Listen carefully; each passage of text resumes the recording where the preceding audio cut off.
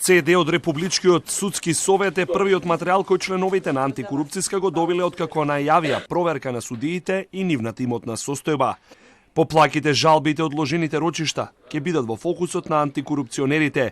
Од него ќе се црпат информации за работењето на секој судија, а деталите треба да откријат дали имале пропусти во работењето. Тоа не се податоци кои судии се, него ние побаравме критериуми.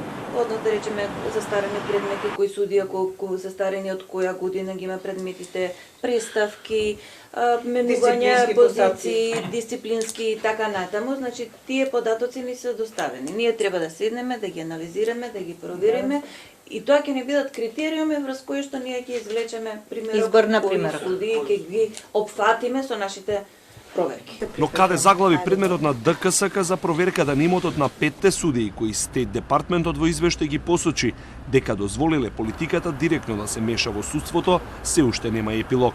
Антикорупционерите се обврзаа и дека ќе ја проверат одлуката за поништувањето на решението на техничкиот министер Мајке Чулев за назначување нов полициски началник во Тетово. Ние побаравме од владата да добиеме образложение на одлуката.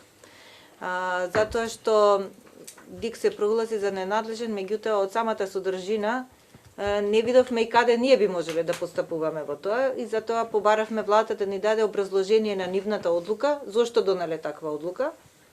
Пак ќе го добиеме тоа, па ќе искочиме, ќе обелодениме што е тоа.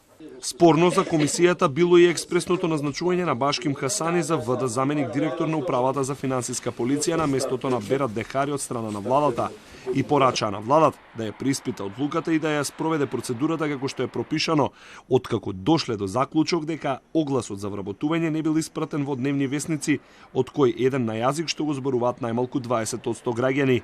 На самиот почеток на денешната редовна седница ги потсетија вработените во јавниот сектор дека се наближуваат избори и не смеат да ги користат возилата за партиски задачи, а на функционерите да не заборават да ги објавуваат транспарентно извештаите за трошењето на јавните средства.